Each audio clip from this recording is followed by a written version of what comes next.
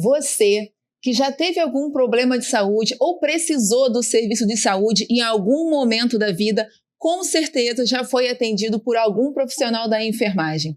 É uma carreira que está tendo muitas conquistas e vitórias e está conseguindo ganhar visibilidade, provando que é essencial no atendimento à saúde brasileira. E hoje, para falar sobre esse assunto, eu estou aqui com uma das referências da enfermagem, a deputada federal enfermeira Rejane. Muito obrigada pela presença, Rejane. Eu que agradeço. Angélica Lira, uma amiga, uma companheira e uma pessoa que está aí desbravando a enfermagem, né, que precisa muito de pessoas qualificadas como você. Então, obrigado pelo convite, Angélica. É um prazer ter você aqui, estreando esse podcast que tem como objetivo falar da enfermagem para o mundo e mostrar todos os desafios que nós temos tido no dia a dia, né, dentro do nosso território nacional, tanto politicamente quanto tecnicamente, para poder discutir um pouco e tentar melhorar, né, tanto os assuntos referentes à categoria da enfermagem quanto aos pacientes, né, que precisam cada vez mais do nosso atendimento, não é verdade? Com certeza.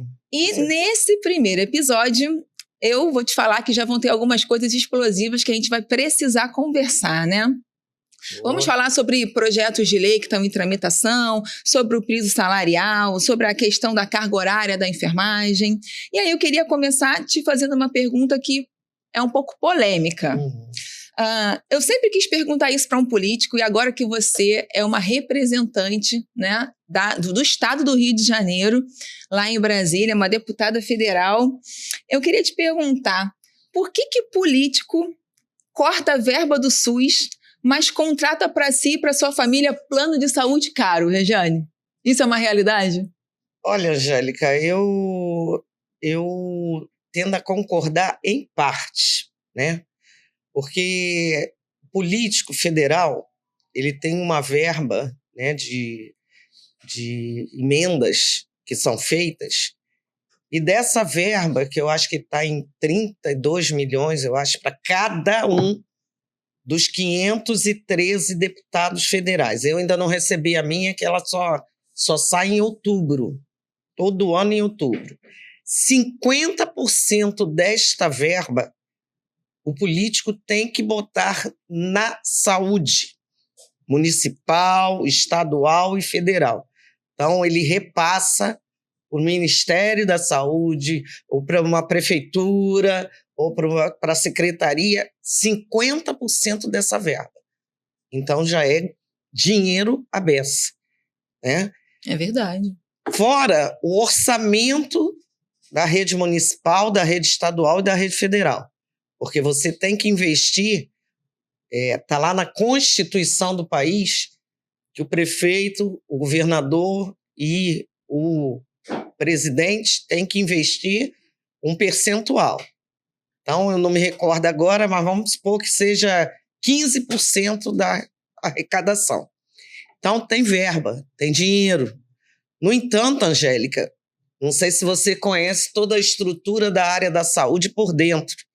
Você tem fornecedor, você tem muitos empresários também envolvidos. Só para você ter noção e a população ter noção, cada hospital, para ele fazer o atendimento, ele tem vários fornecedores de vários materiais, ele tem equipamento, então ele tem empresários ali, firmas que fazem manutenção de tudo dentro do hospital. E, Angélica, não vou te falar, não. É uma corrupção que você não tem noção, só que cai tudo em cima do político. Eu não estou falando que todos os políticos são inocentes, né? Não estou falando isso, não. Mas quem está por dentro dessa engrenagem toda também está na corrupção.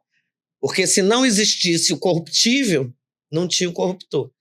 Então, é toda uma engrenagem que o cara está lá dentro do hospital fazendo a manutenção de um ar-condicionado porque ele ganhou uma licitação, só que para ele ganhar essa licitação, talvez a licitação ela não foi correta, né? Então o cara entra, Aí o cara deve ao político, deve ao diretor do hospital.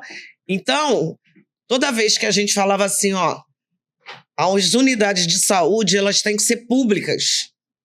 Por quê? Porque para nós, profissionais, denunciarmos tudo isso que acontece lá dentro.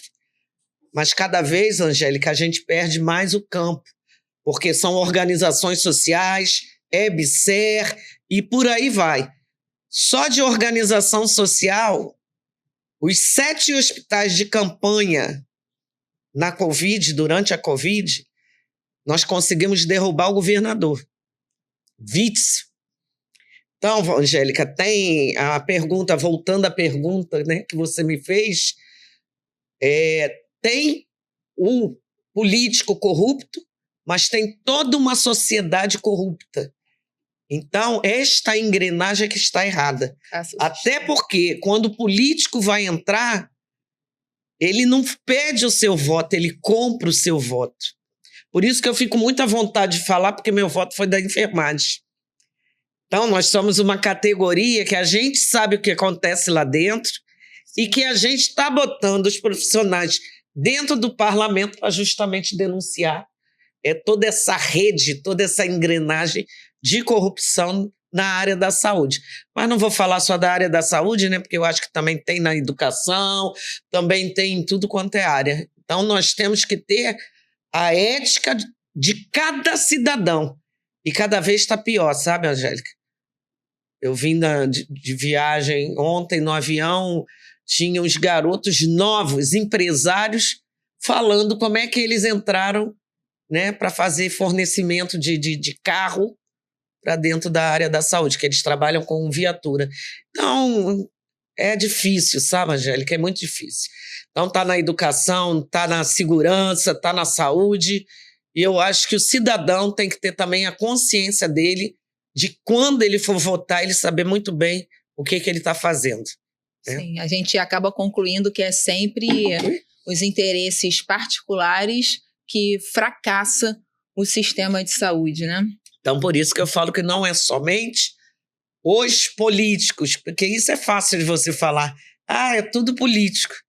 São os políticos que são corruptos. E quando é toda uma sociedade de corrupção que está difícil você tirar. Para a gente tirar o governador, né, na época, eu era deputada estadual, a gente teve toda uma denúncia da enfermagem e que foi encaminhada para a deputada Marta Rocha, que já foi secretária de segurança e que é policial, né? Ela é dessa área. Então, a investigação, ela coincidiu e nós conseguimos derrubar o governador. Só que não é só o governador, porra. Você derruba o governador, né? Impeachment o governador, só que a corrupção continua, porque essas organizações sociais, elas são um pedacinho desse iceberg. Elas entram, elas quarteirizam o trabalhador, elas pejotizam os profissionais da área da saúde, e você fica ali querendo o teu emprego, vê as coisas acontecerem e você não tem coragem de denunciar. Então, no mínimo, quando era servidor público, você ainda falava assim, ó, eu fiz concurso, então eu vou ficar. Você é cargo de confiança, então você vai embora. Ou então o político, ó, você foi eleito, daqui a 4 anos pode não ser eleito. Mas não, eles acabaram, eles racharam a Constituição para permitir a entrada dessas empresas em toda a área da saúde, e aí não só fornecimento, não só manutenção, mas também os funcionários hoje estão dessa forma. Então, todo mundo se cala, ninguém fala nada, e quem sofre é o trabalhador. Fica sem salário, salário atrasado, assédio moral, e inclusive, às vezes, até assédio sexual nos profissionais de enfermagem. E nesse assunto, dando uma segunda discussão nesse assunto, hoje o sistema de saúde ele é gigantesco e cada dia ele tem aumentado a demanda, né, de atendimento, de necessidade de saúde. O sistema público de saúde, tendo que receber esses profissionais com vínculo público, ele vai conseguir dar conta de cada vez mais demandas com relação aos direitos trabalhistas, com relação à questão previdenciária desses profissionais? Você não acha que esse é um dos motivos que leva a rede pública ela a acabar contratando, mudando a forma de vínculo empregatício no Brasil? Não concordo com nada que você falou. Primeiro, a gente tem que entender, Angélica, o que significa o Estado, né? Para mim, o Estado ele é responsável, né, por políticas públicas para o cidadão. Porque você compra uma água, você paga um imposto. Você anda de ônibus, né, esse imposto que você paga para o governo, por exemplo, pagamos o IPTU da minha mãe, agora foi R$5.000 numa casa na Vila da Penha. Você imagina se toda a população paga um valor semelhante. Quem mora na Zona Sul, então, não sei nem quanto que paga. Então, esse valor ele faz o orçamento do governo, o orçamento do município, o orçamento do Estado, porque o Estado é serviço, né?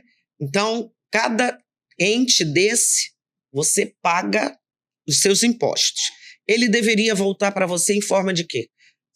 De políticas públicas. Quais políticas? Saúde, que é a nossa, então nós vamos brigar muito para que essa saúde seja de qualidade pública, por isso que eu defendo o SUS, mas não só saúde, educação, desde da creche até a universidade, se possível até a pós-doc, né? Segurança, transporte. Por que a cidade de Maricá tem transporte público, o tal do vermelhinho? Porque consegue botar o transporte público para a população, quando quer. Então, segurança, lazer, habitação, são chamadas políticas públicas. Quando você está no governo, você recebe pressão de tudo quanto é lado, querido. Então, o agronegócio está lá fazendo pressão para quê? Para que o governo bote o dinheiro do orçamento lá no agronegócio. Que o cara está assim, eu sou responsável pela comida, então o governo tem que me ajudar. Então é pressão. Se você não tiver nesses espaços, que são espaços de poder, você não faz a correlação de força, é um cabo de guerra. Então eles pegam o teu orçamento, o orçamento que era para investir para a população, o cara está investindo para que ele gere, né? Está errado?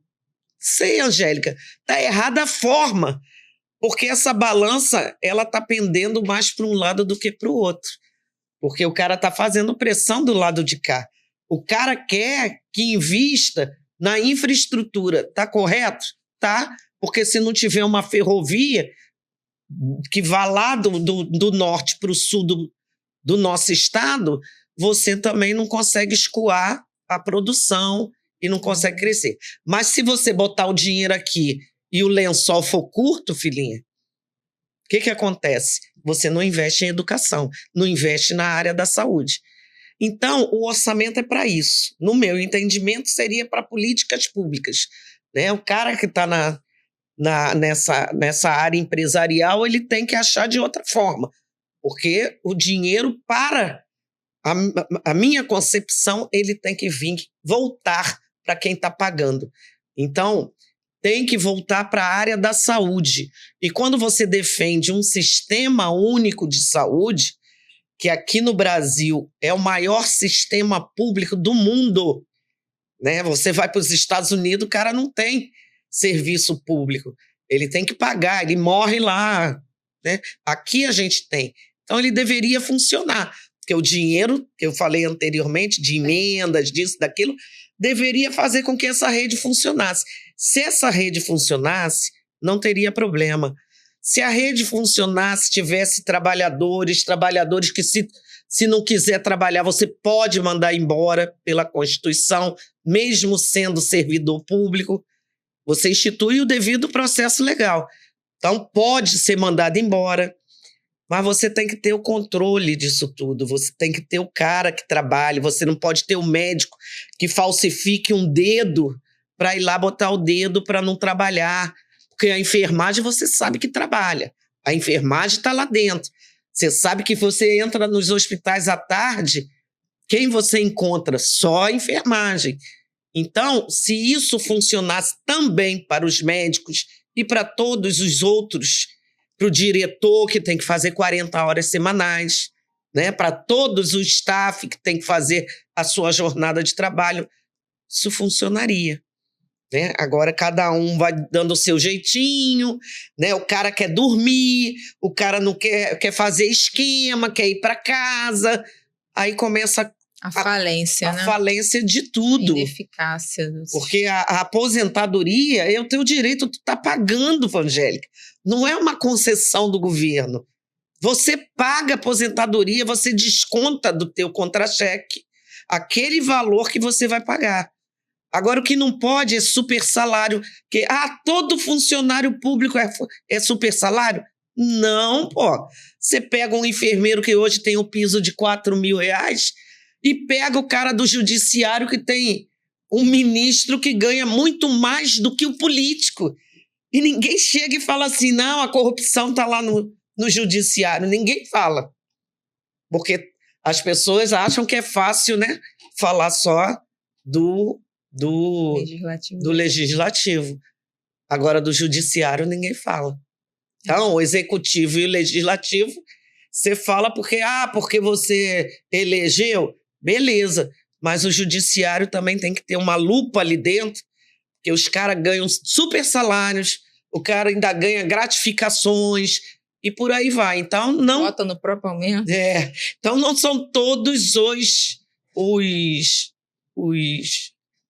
o processo, né? Ele precisa separar joio de trigo para a gente entender isso tudo, e é difícil entender como a população, quando ela não tem educação, quando ela não é incentivada a estudar, a entender, a gostar de política, a se meter na política, mas de forma correta, para também exigir que os políticos e os poderes públicos sejam de forma correta. Eu entendo o que você disse. Na hora que você falou sobre a questão de insumos, tanto nos hospitais quanto no sistema de saúde como um todo, eu pensei em te perguntar sobre a questão das medicações. Hoje a gente sabe que está tendo uma discussão com relação à prescrição do enfermeiro, com relação a medicações, com relação a antibióticos, e eu queria te perguntar como é que o ato de prescrever medicamento do enfermeiro pode, na minha opinião, até salvar o SUS. O que você acha disso? Concordo plenamente. Tem vários aspectos que nós podemos abordar, né? A primeira questão é a desqualificação que foi feita durante anos do profissional de enfermagem, tanto do técnico quanto do enfermeiro, né? Por essa abordagem, a gente percebe que o profissional foi colocado assim, como se fosse um acessório, não sei se essa palavra não está correta, né? Da categoria médica. Como se fosse um coadjuvante sempre, né? Um paramédico, que era até essa palavra que era utilizada. Então, existia essa coisa de que só o médico, o doutor, é aquele profissional que salva a vida. Segundo, Angélica, na nossa lei do exercício profissional, ela está lá muito claro o que a gente pode fazer. Então, o cara vai na farmácia, compra uma medicação para dor de cabeça, sozinho, não precisa de receita, não precisa de nada. Agora, se for passar pelo enfermeiro, aí já, mas não é médico, entendeu? Então, essa desqualificação foi muito grande e a gente está correndo atrás para mostrar o quanto que nós trabalhamos e podemos modificar o SUS, porque nós podemos fazer parto normal, né? Nós podemos fazer e assistir a mulher naquele momento que é tão importante e que não precisa ser cortada para fazer uma cesariana. O problema da cesariana é que o médico não quis partejar, né? Então, é mais fácil cortar a mulher, né? Tirar a criança e ele vai lá para o local dele, até outro emprego.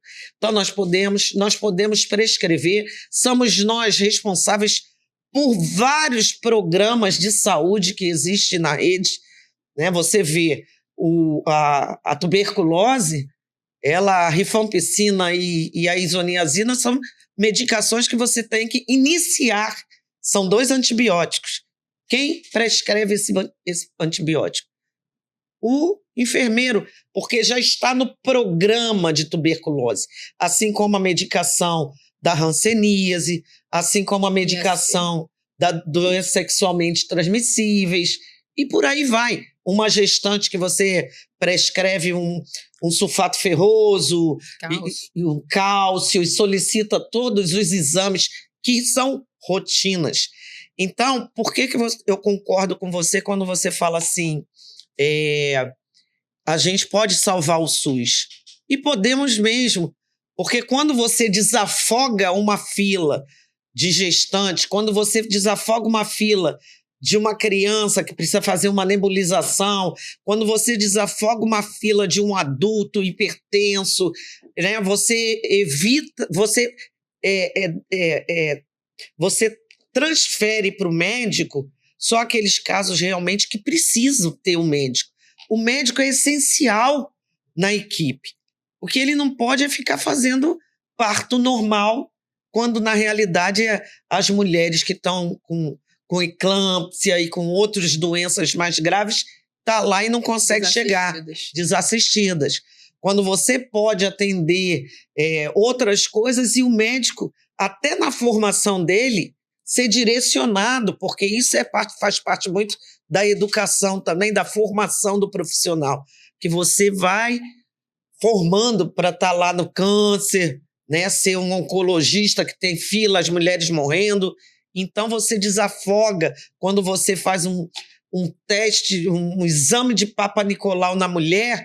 Já prescreve a solução para as questões ginecológicas, para as demandas ginecológicas. E aí, o câncer de colo, o médico está lá atendendo. E a mulher não está esperando na fila para ainda fazer o exame, para depois receber o resultado do exame, a consulta. Então, né, nós precisamos falar com as autoridades, Angélica. Hoje, eu vou lá e converso com a ministra da Saúde, como eu fiz ontem, de falar com ela, né, que nós fomos lá falar com a ministra, que não pode ter somente a ambulância de alta complexidade e a de baixa. A intermediária é necessária. E só a gente que sabe isso, Angélica.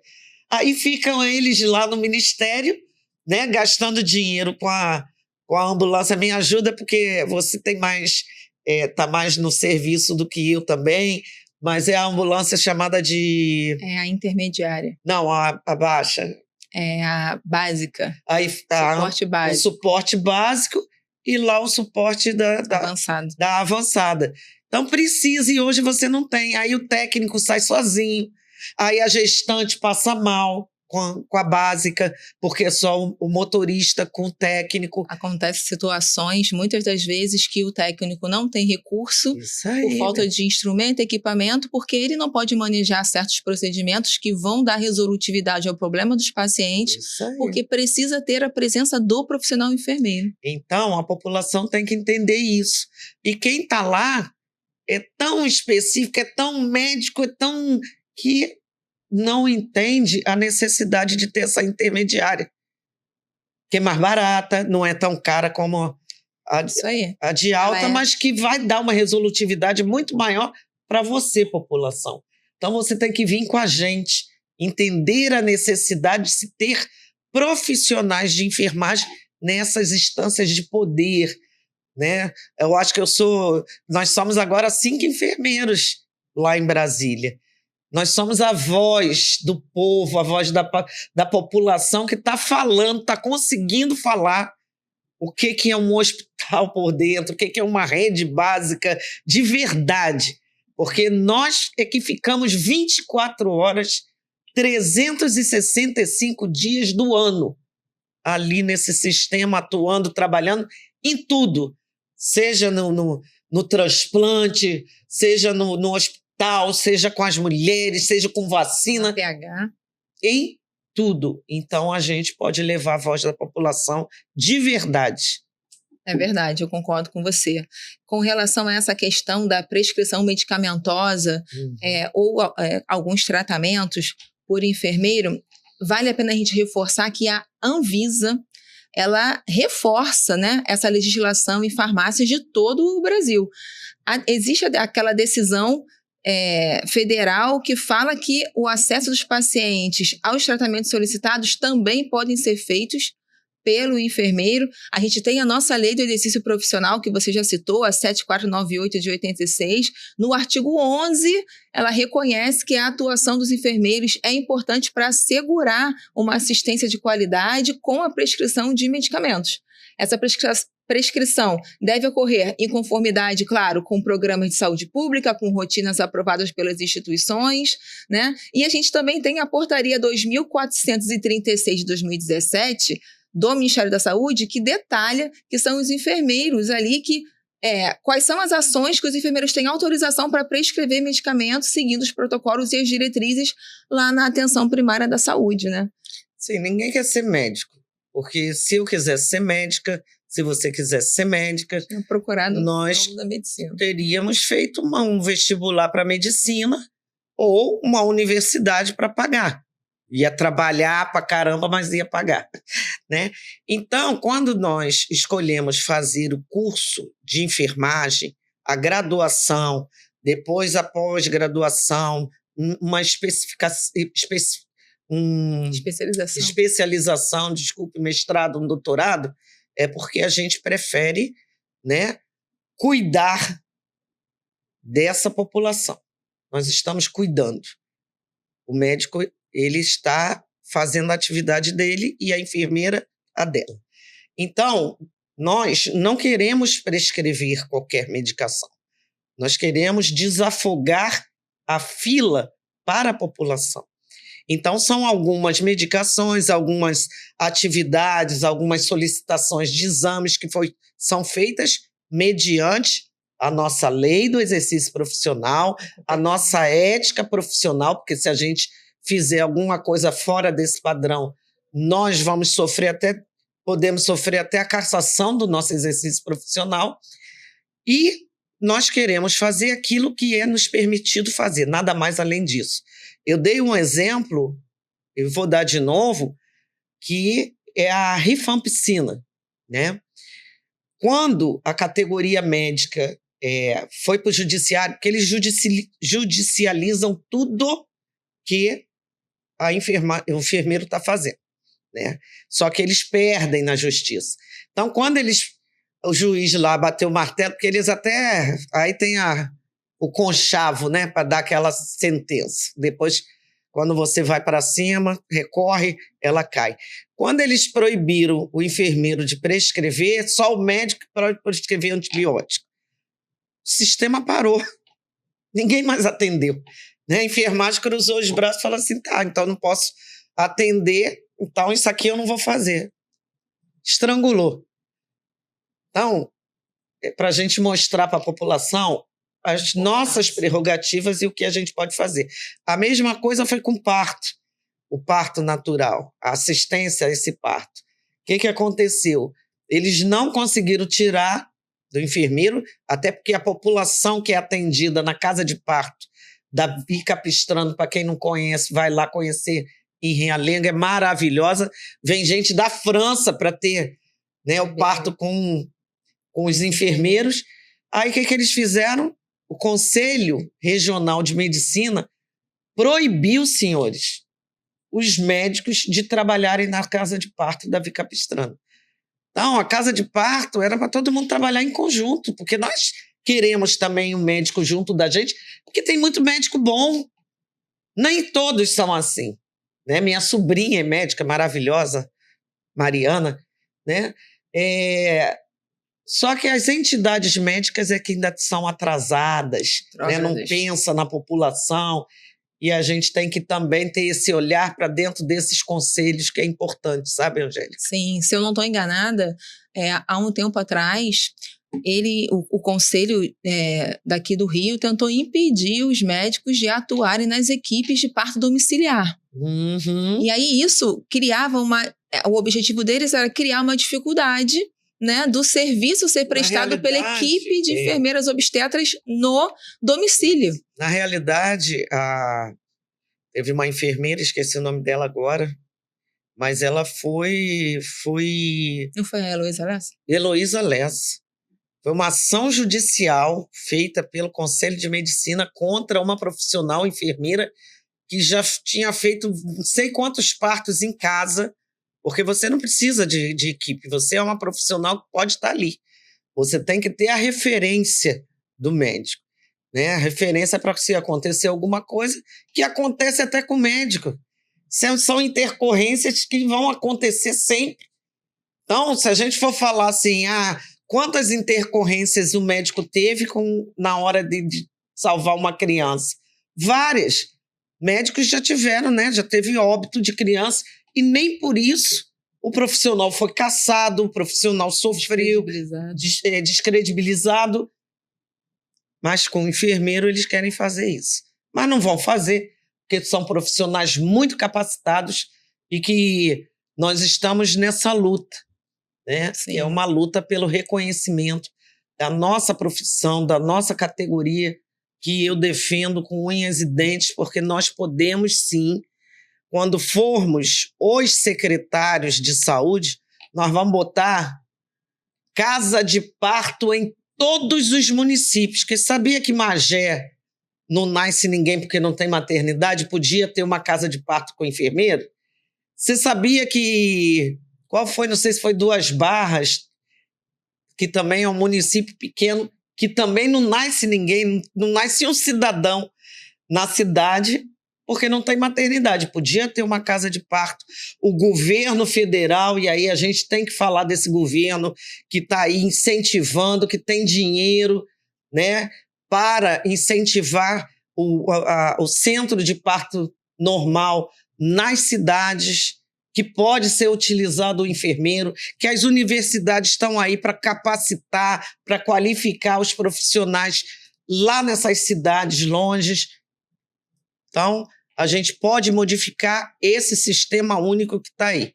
Deixa a gente ser os profissionais que também precisam estar no executivo, sendo secretários de saúde, sendo ministros da saúde. Né? Porque a realidade só sabe quem está dentro. E isso é uma grande verdade. Eu falo com muita veemência, sabe, Angélica? Porque é uma defesa intransigente de uma categoria que sabe o que faz, sim, tem capacidade para isso, mas que, infelizmente... Agora, aqueles que não querem, porque a gente sabe também que em tudo quanto é lugar, não vamos falar que não tem. A gente sabe também que tem aqueles que não querem nada, aqueles que não estão preocupados com a saúde da população, como tem médico, como tem professor, como tem motorista de ônibus, como tem todos, em todos os locais. E que esses nós não vamos defender e nem queremos defender. Esses a gente quer que a população denuncie, que a gente crie mecanismo para que a pessoa realmente seja punida, que seja processada eticamente dentro do conselho de classe e que, se for necessário, que seja cassado até o seu registro profissional, porque não é uma profissional que jurou, né, dedicação à vida das pessoas. Exatamente. Eu costumo dizer para os profissionais da enfermagem, Jane, que quem quer exercer um cuidado de excelência, quem quer fazer a diferença na saúde brasileira, tem que estar numa guerra. Tem que estar preparado para guerrear para adquirir conhecimento, guerrear para conquistar espaços de trabalho, guerrear para provar que tem relevância e tem importância. E guerrear para ter salário decente, condições de trabalho, 30 horas semanais. Por que a gente luta por 30, Angélica? Porque talvez a população não saiba que o médico tem 20 no serviço público. E no serviço privado é 24 horas. Então, nós não queremos que o médico faça mais jornada. A gente sabe que é também um trabalho pesado, que você está exposto a várias substâncias tóxicas, que você está exposto a uma carga emocional muito grande, que você está exposto a raios-x, né, e raios ionizantes. Enfim, são várias coisas. Lidar com a morte todo dia não é fácil, gente. Né? Você morre um parente seu. Mas e nós? A gente se apega ao paciente. Então, nós precisamos ter jornada de trabalho de 30 horas, sim. Né? Nós precisamos ganhar um salário que o nosso piso inicial, nós estávamos lutando para ter R$7 mil, 7.800. Foi aprovado no Congresso 4.750. Quer dizer, quando o político ganha muito mais que isso, quando o juiz ganha muito mais que isso, o enfermeiro fez uma faculdade também. Por que tem que ser desqualificado? Porque é uma categoria de mulheres? Porque é uma categoria de negros e negras? Então, tem todas essas questões sociais que a gente tem que também entender e que o profissional de enfermagem tem que lutar, tem que convencer, porque na hora do Covid a população chamou de herói. Eu vou falar disso. Então, é isso. Só para finalizar esse assunto, a gente tem que informar aqui que em 2024 foi enviado um ofício da Anvisa, tanto para o Conselho Nacional de Secretários de Saúde, quanto para o Conselho Nacional de Secretários Municipais de Saúde, para o Conselho Federal de Farmácia, reafirmando a legalidade da prescrição de medicamentos pelo enfermeiro, incluindo antibióticos, né? Seguindo a proposta da legalidade do Ministério da Saúde. E aí, eu queria te perguntar uma coisa. Existe uma preocupação no Congresso acerca do conhecimento de que as farmácias e boa parte da rede que presta esses insumos ainda não possuem ciência sobre essa autorização da Anvisa em relação à prescrição de medicamentos pelo enfermeiro? É muito difícil, né, Angélica, você mudar uma... Como é que eu vou falar? A palavra está me faltando. Mas quando é uma coisa estabelecida. Então, quando você quer mudar, as mudanças, elas são difíceis e elas são longas, progressivas. Há algum tempo atrás, a gente não podia fazer consulta, nem dentro das unidades de saúde. Então, são avanços progressivos que a gente tem que estar sempre trabalhando para que essas instituições tomem conhecimento, as farmácias e a própria população. Nós, profissionais de enfermagem, a gente tem que atuar melhor com a população, sabe, Angélica? Porque por mais que a gente faça, a gente ainda está longe da população, eu acho, né? Porque você tem que estar ali... eu costumo falar uma coisa que retrata muito isso, né? Quando você está num hospital privado, é muito engraçado. Chega a hora da visita, a pessoa vai lá, visita o seu ente querido, e aí chega alguém da enfermagem, chega uma técnica de enfermagem, que ficou 24 horas com aquela paciente, né, que sabe tudo sobre ela, que está no prontuário.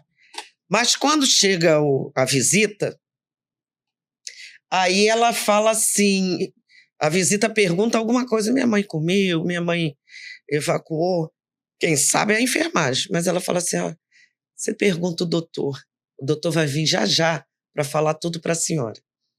Então, Angélica, essa questão, ela exemplifica o quanto que a gente precisa estar com o paciente. São atividades nossas, não é o médico que tem que passar, só que alguns hospitais proíbem a enfermagem de falar com o povo. Sabe o que eu percebo? Eu percebo que os profissionais da enfermagem passaram tanto tempo tolhidos, né, impossibilitados de falar, muitas das vezes, como esse exemplo que você citou do hospital, que eles mesmos acreditam que não podem se posicionar perante a população. Eu tenho experiência dentro da estratégia de saúde da família, porque atuei há alguns anos aqui no município do Rio, e eu sempre entendi, desde quando eu me formei, que se eu quisesse ser valorizada, se eu quisesse que o meu trabalho tivesse mérito, eu tinha que mostrar para aquela outra pessoa com quem eu estava me relacionando, eu estava cuidando, de que eu tinha uma importância para resolver o problema dela. Porque a enfermagem é resolutiva. A enfermagem resolve grande parte dos problemas da saúde no Brasil e no mundo.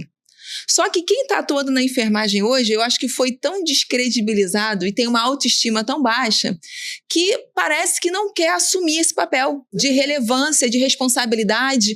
Quando eu estou atendendo um paciente meu, eu tenho muitos, centenas de pacientes que já passaram por mim, eles falam do meu posicionamento, eles falam, caramba, como que você me explicou bem? É a primeira vez que eu entendi o meu problema. Como que a gente tira isso de dentro? Aí já estou eu fazendo a pergunta, desculpa. Mas como que a gente tira isso de dentro da gente e passa para o colega? Porque, Angélica, eu tive no hospital do Fundão, né? No hospital universitário. E a menina era uma técnica de enfermagem antiga, né? Quase se aposentando. Ah, deputada, porque eu não aguento mais isso não. Porque eu vivi minha vida inteira limpando bunda e dando banho em paciente. Ora, pessoal, se ela entender que aquilo não é denigre, CO, né? Não. Aquilo são fezes e que através de uma fezes você identifica uma hemorragia, você identifica doenças, né? Se ela entender que aquela secreção que ela está tirando, se aquela quantidade de urina que ela está tirando ali daquele paciente é super importante para a prescrição médica, para o monitoramento, para o diagnóstico daquele paciente, ela não vai se desqualificar dizendo que viveu a vida inteira fazendo o que é a atividade que é dela. Então, a gente precisa formar também os técnicos de enfermagem para entender a sua importância, para lutar também para que aquilo ali não seja feito por qualquer um. A gente já lutou muito, Angélica, porque o cara saía da vassoura, ele entrava no hospital, né, limpando o hospital e virava um auxiliar de enfermagem. Então, os dados de saúde. A gente até na época a gente falava, saiu da vassoura para a seringa. Porque para você aplicar uma injeção, você pode até fazer com que uma pessoa perca paraplégica. O que a gente percebe hoje é que muitos colegas, eles não têm uma autoconsciência da importância do papel deles. Isso aí. A gente tem. Isso aí. Você tem. Você sabe o quanto que você é importante nessa engrenagem toda e você tem que chegar no paciente. E ele vai te valorizar por causa disso. Ele vai entender a sua importância na vida dele. A gente precisa sempre estar lembrando disso. Os pacientes são internados nos hospitais, precisam de internação, não é porque o médico quer, é porque nós estamos lá e nós somos necessários.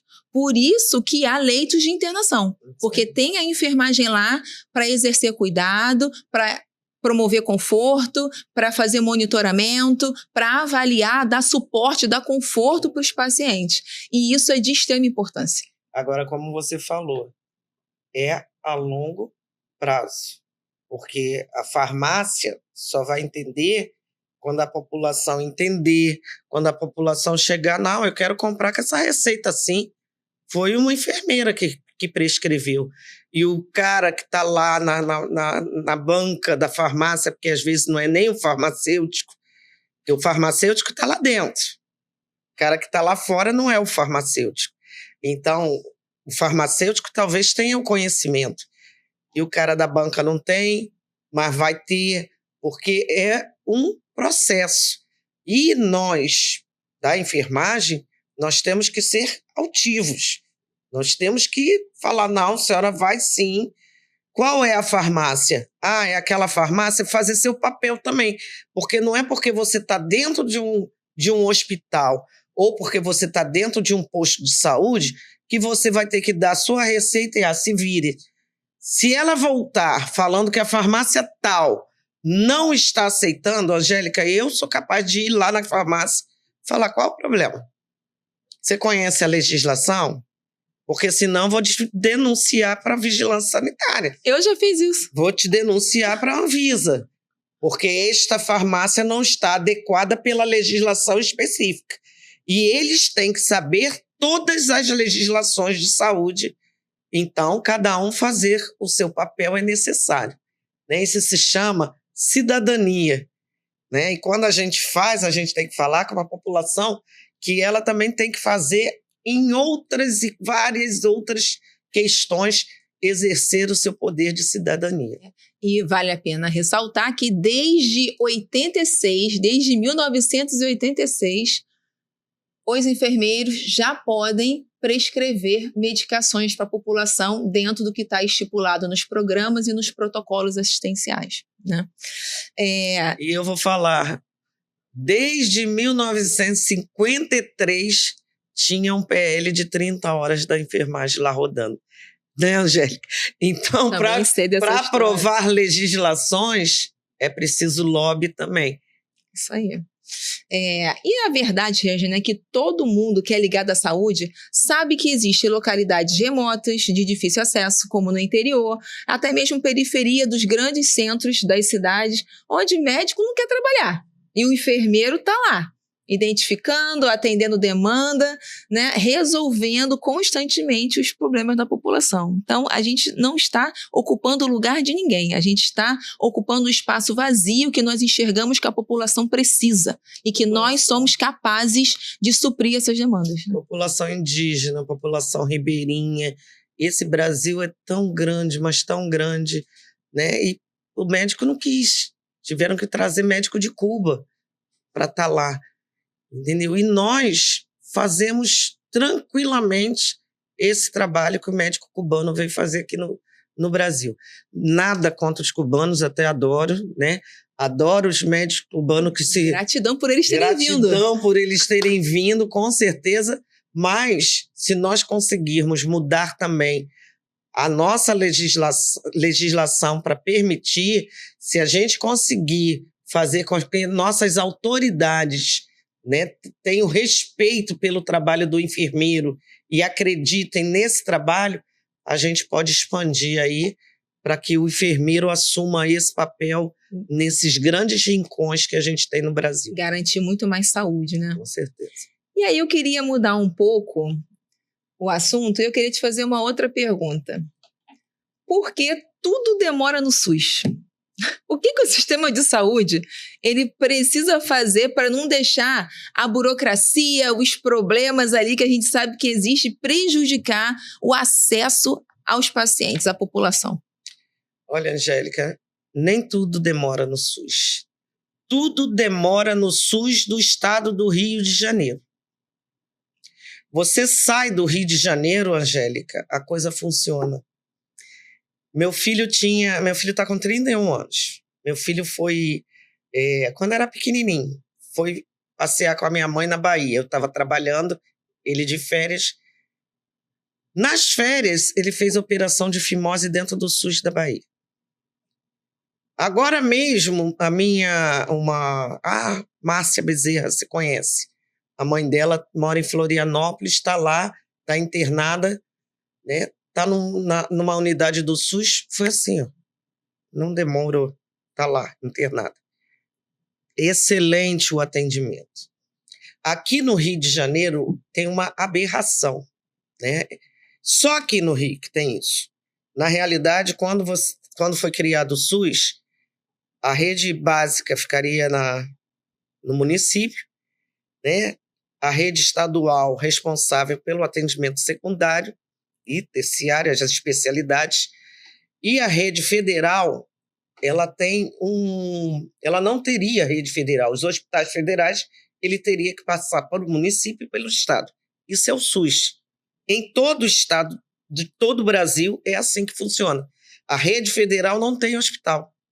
A rede federal, o Ministério, se você for ler a Lei 8080, a lei que criou o SUS também, a Lei 8080 é do funcionalismo, todo funcionalismo. Acho que é 9.142, não tenho certeza, que é a lei que criou o SUS, as NOAs, você vai estar lá. Como é que essa rede deveria funcionar? Referência, contra-referência, a unidade básica funcionando. Rede de atenção à saúde. A rede de atenção. Só aqui no Rio que se permaneceu os hospitais federais. O que aconteceu? Essa rede, ela não conversa. Então, você é atendido lá na rede básica, a tua referência, hoje, você acabou os PANs, né? Não sei se você pegou o PAN. Os PANs eram o atendimento secundário. Você encaminhava para um especialista. E o Lula está querendo botar de volta os especialistas. Então, você pegava a rede básica, que é o médico de família, o enfermeiro de família, ele referenciava para a rede secundária. Que aí você ia para a especialidade, cardiologista, o angiologista, o não sei o que, as especialidades. Dali, eles pediam os exames, era feito, voltava nele e voltava para a rede. Ou subia para o atendimento terceirizado. Então, isso deveria funcionar na cidade do Rio de Janeiro. Só que essas redes, cada uma tem o seu dono, né? Vamos dizer assim. Na Santa Casa, eu falava que cada corredor daqueles era um médico que era dono daquele corredor. Nessa rede do Rio de Janeiro também tem dono. Né? Tem a indicação do deputado para o Hospital de Bom Sucesso, tem a indicação do deputado estadual para a maternidade, e por aí vai. Então tá errado. Eu falo com o governador Cláudio Castro assim, eu nunca indiquei ninguém. Nem vou indicar, porque isso é papel do executivo. Quando eu for executiva, eu vou botar os meus secretários. Eu vou botar os meus secretários para escolherem os seus diretores dos seus hospitais. Então, é assim que deveria funcionar. Aqui no Rio nada funciona. Não tem uma interligação. O CISREG tem uma fila que saiu a fila que era visível, né, do lado de fora do hospital. A fila foi parar dentro do computador, então ninguém vê, né? E a gente denuncia e fala e continua assim. Então, essa rede aqui no Rio de Janeiro não funciona. Por isso que tudo demora. Demora quando o político vai, passa à frente, né?